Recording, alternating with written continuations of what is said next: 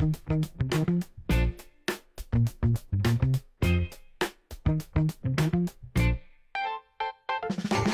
mga ka-farmers, ako po si Marco at ito ang RM Metalworks Gawang Pinoy. Ngayong araw, pick up po ng ating animal feed pelletizer. Ang capacity po nito 20 kilograms per hour at powered po ito ng 1.5 horsepower na pure copper electric motor. At kung nakikita niyo po, ito po ay newly improved na mga ka-farmers. So napaka-cute ng ating aparato. At ngayon po, andito po kasama natin yung ating kliyente mula pa po sa Concepcion, Tarlac. So ano pong pangalan nila, sir?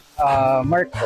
Ayun, si Sir Mark na dumayo pa dito sa Nueva Ecija. So kapitbahay lang natin ng mga taga-Tarlac. Kaya naman abot na abot po si RM Metalworks. So sir, saan po natin na gagamitin yung ating napakaganda at napakakinis at napakabilis na animal feed pelletizer?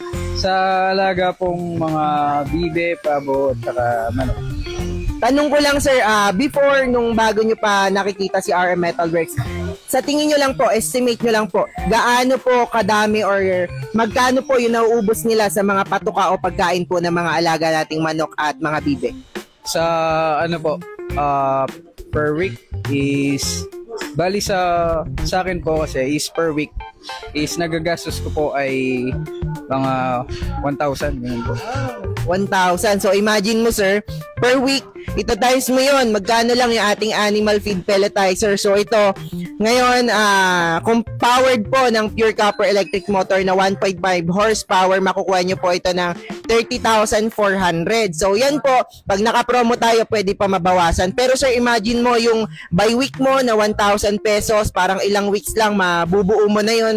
So napakagandang investment po. Talaga sir, na makakatipid po kayo dito sa animal feed pelletizer. So huling tanong po sir, ano naman po yung mensahe natin kay RM Metalworks or yung masasabit po natin sa service and then doon po sa machine na in-offer namin sa kanila?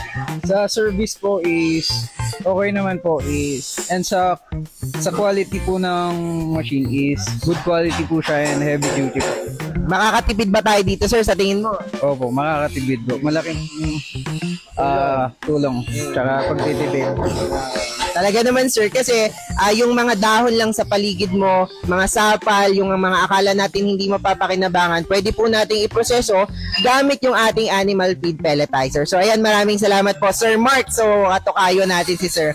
Kaya naman mga ka-farmers, kung interesado po kayo sa ating animal feed pelletizer, bagong-bago, napakakinis at bagong labas po natin dito sa RM Metalworks. So wag po nating kalimutang mag-like, share and follow sa amin pong Facebook official page na RM Metalworks. Muli po, ako po si Marco at ito ang RM Metalworks Gawang Pinoy. Thank you po sir.